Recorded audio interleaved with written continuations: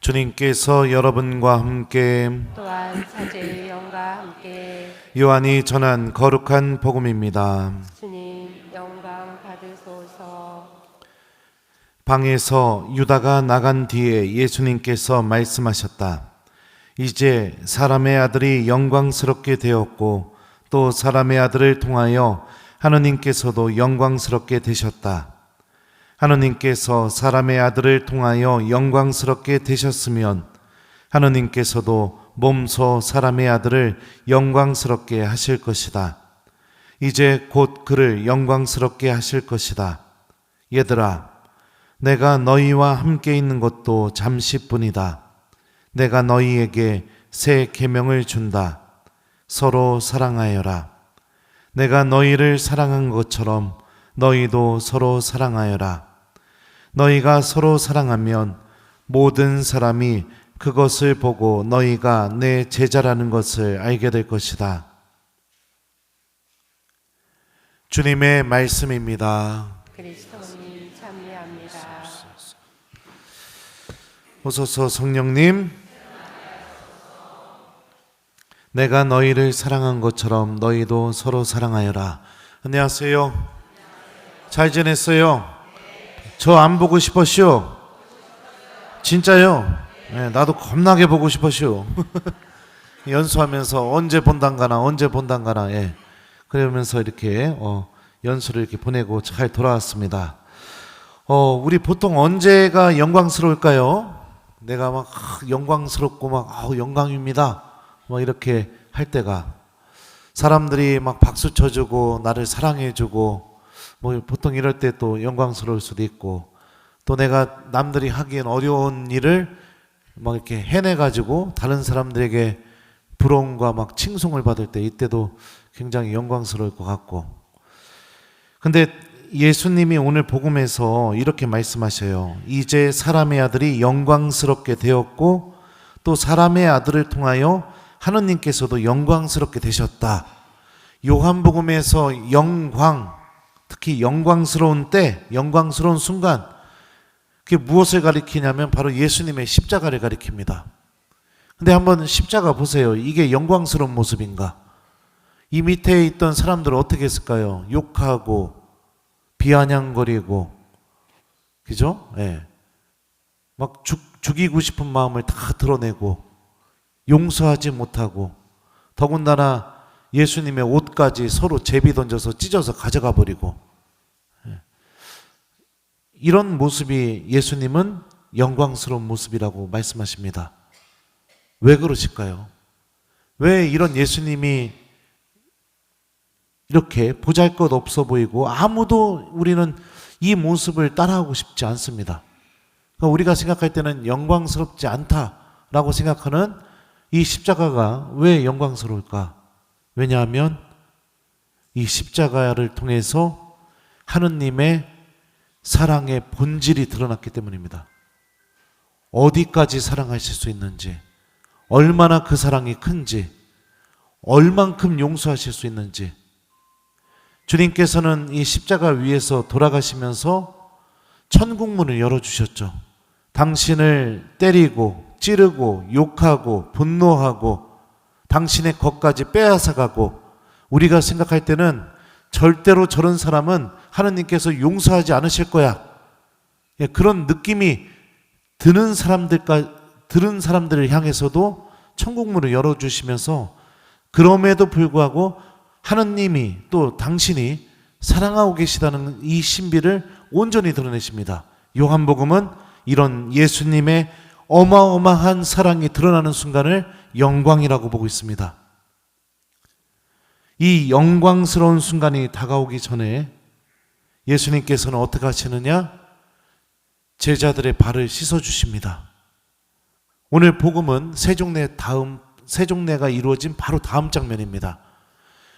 우리가 기억해야 될 것은 무엇이냐?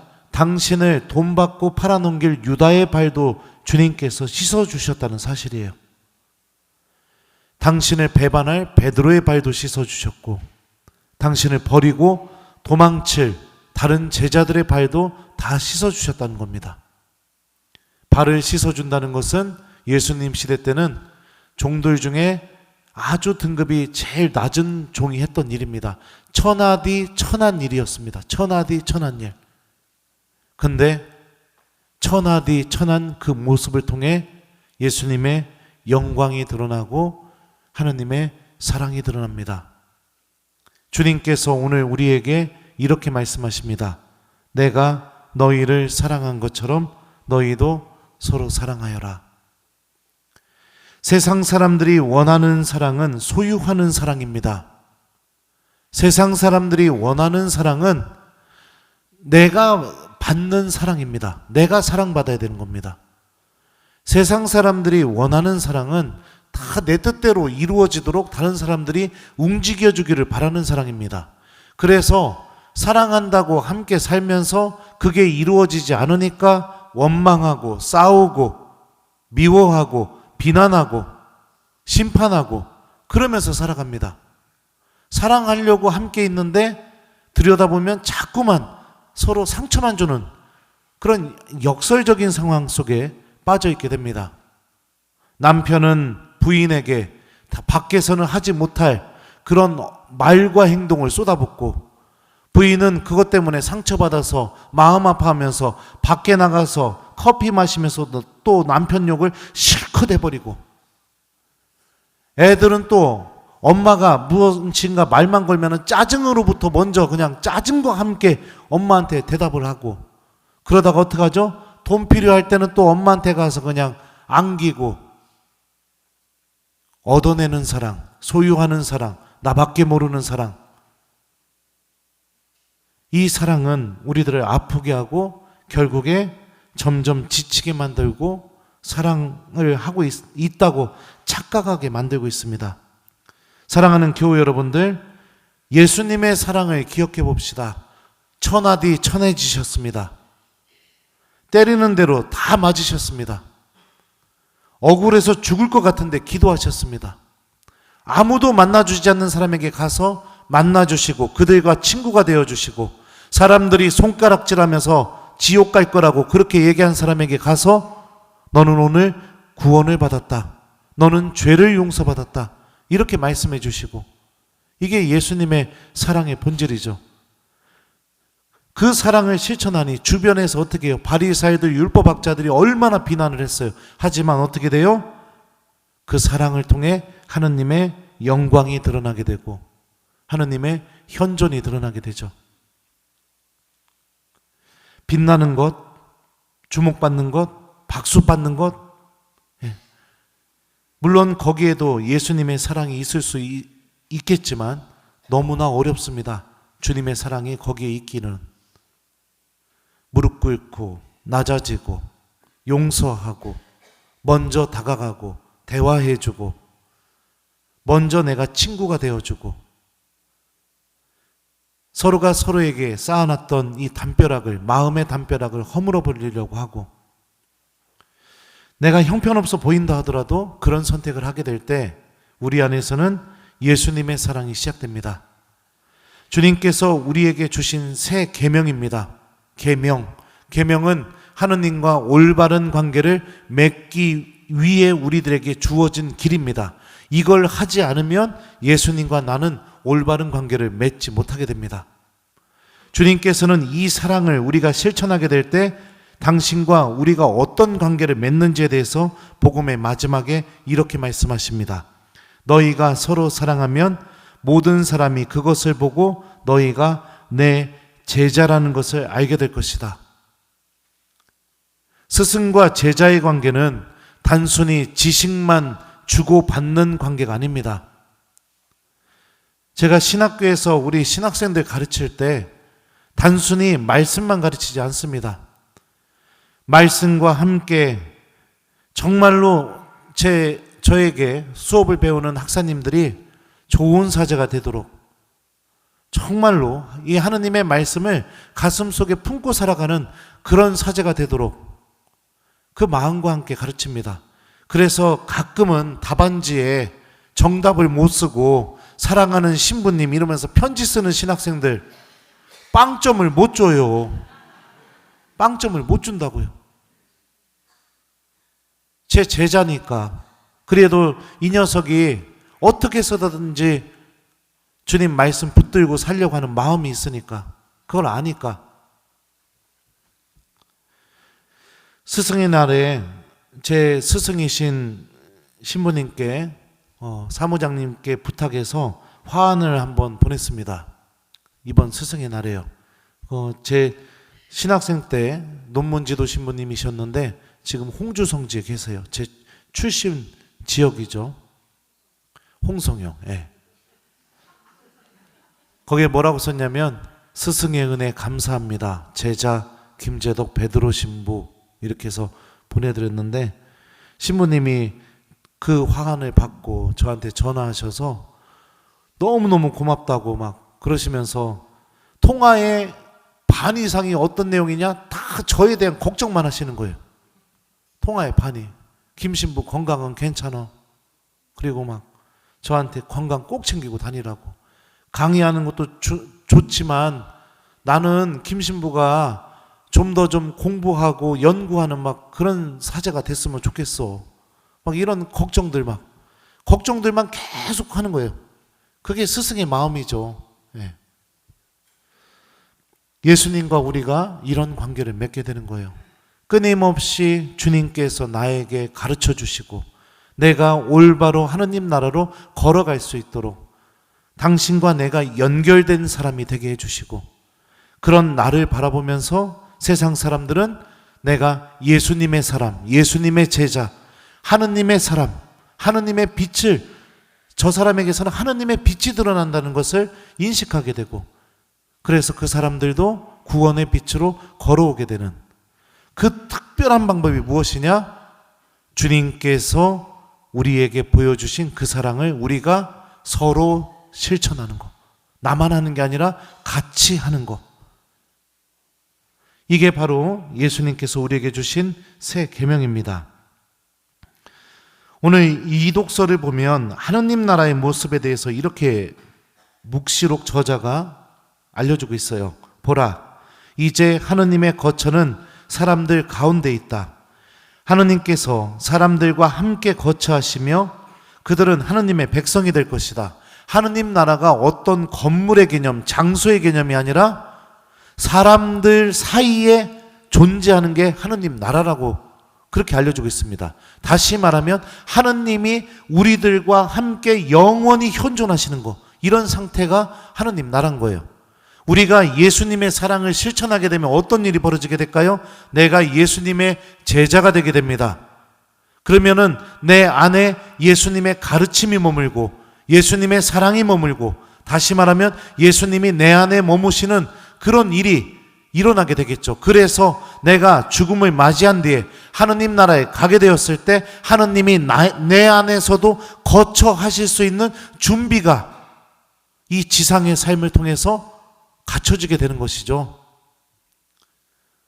소유하는 사랑, 나밖에 모르는 사랑, 나만 챙기는 사랑, 나만 위로받고 나만 위해주는 그러기를 바라는 그 사랑 안에는 하느님이 거처하시기가 너무나 어렵습니다. 예수님의 사랑을 실천하면 우리는 하느님 나라를 준비하게 됩니다. 우리 가정 안에서부터 이 사랑을 실천해 봤으면 좋겠어요. 가정 안에서부터. 이게 얼마나 어려운지 저도 압니다. 제가 우리 어머니 모시고 병원 가는 날 사제연수 하다가 이제 만나기로 했죠. 여기 사제관에서. 만나자마자 곧바로 출발하려고 했는데 식사를 안 하셨다는 거예요. 그래서 어머니, 그럼 빨리 아버지랑 식사하세요. 저 기다릴게요. 그리고 나서 제가 이렇게 좀 기다리고 있다가 식사하시나 봤더니 사제관 청소를 하고 계시는 거예요. 어머니, 내일 수술 받을 사람이 뭔 청소입니까? 이거 놓으시고 빨리 식사하시라고. 그냥 알았다고.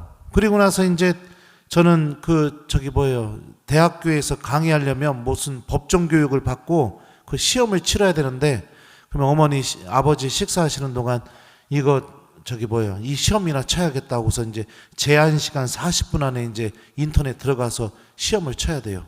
시험을 치고 있는데 갑자기 막 후다다닥 짐 싸가지고 나가는 소리가 들리는 거예요. 그 어머니 하고 불렀더니 대답도 안 하고 막 나가는 거예요. 그러면 아버지한테 그런 거예요. 빨리 안 나가고 뭐 하느냐고 막 빨리 나가라고 막. 어머니 하고 부르는데 막 둘이 나가버렸어요. 그래갖고 나는 시험 치다가 중간에 나와가지고선 어머니 나 이거 시험 보고 있으니까 좀 이따 가자고. 그리고 나서 이제 시험을 치고 다 간신히 통과하고선 차 안에서 이제 운전하고 가면서 제가 이제 막 속이 부글부글 한 거예요. 나보고 도대체 어떻게 하라는 겁니까? 하자고 했더니 밥 안 먹었다고 해서 밥 먹으라고 했더니 청소하고 앉아 있고, 그리고 다시 밥 먹으라고 나 시험 보고 있겠다고 하더니 짐 싸갖고 나가버리고, 나보고 도대체 어떻게 하라는 겁니까? 환장해 죽겠습니다. 막 내일 수술 받는 엄마한테 내가 막 그렇게 뭐라고 했슈. 그랬더니 엄마가 뒤에서 갑자기 잠언의 말씀을 읽는 겁니다. 얘야, 내 부모가 늙었을 때 내 부모에게 잘해주고.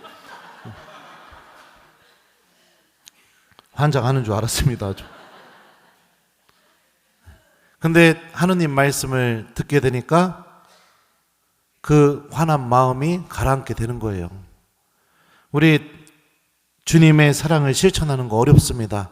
하지만 그럴 때마다 주님의 말씀을 우리가 기억한다면 다시 그 사랑을 실천할 수 있는 용기가 생기게 될 거예요. 오늘 일독서에서 바오로가 이렇게 말하죠. 우리가 하느님의 나라에 들어가려면 많은 환난을 겪어야 합니다. 하느님 나라로 가는 길은 많은 어려움이 있습니다. 왜냐하면 모두가 다 그렇게 살지 않기 때문에, 모두가 그렇게 선택하지 않기 때문에, 예수님처럼 사랑했다가는 너무나 내 자신이 천해지고 불쌍해지고 그냥 보잘것없는 사람이 돼버리기 때문에. 하지만 우리 주님의 말씀을 붙들면서 하느님 나라를 향해서 걸어가는 주님께서 보여주신 이 사랑을 실천했으면 좋겠어요. 그래서 주님이 서로 사랑하라고 했죠. 가족이 서로, 부부가 이번 한 주 예수님께서 보여주신 사랑을 실천하도록 한번 노력해 봤으면 좋겠어요. 먼저 다가가시고, 먼저 대화하고, 먼저 친구가 되어주고, 먼저 용서하고, 서로가. 우리가 그렇게 사랑을 실천한다면 우리는 예수님과 연결된 사람, 예수님의 제자, 하느님의 사람, 그 하느님의 빛을, 믿음을 잃어버린 이들에게 드러내는 구원의 도구가 분명히 될 겁니다. 그래서 이번 한 주 동안 여러분들 숙제 드려요. 그 숙제가 뭐냐? 서로 사랑하여라. 이 말씀을 실천해 보기, 요거를 숙제로 드립니다. 우리 형제님들, 자매님들한테 막 뭐라고 하는 것 좀 참아보세요. 우리 자매님들, 형제님들 비교하고 또 막 속으로 막 미워하고 그런 것도 좀 멈춰보세요. 우리 자녀 여러분, 여러분들도 부모님의 사랑을 짜증이라고 생각하지 말고 먼저 마음을 열고 부모님 손도 좀 잡아줘 보고 다가가 보세요. 그래서 우리 가정 안에서부터 이 주님의 사랑을 실천해보는 한 주를 잘 보내봤으면 좋겠습니다. 내가 너희를 사랑한 것처럼 너희도 서로 사랑하여라. 아멘.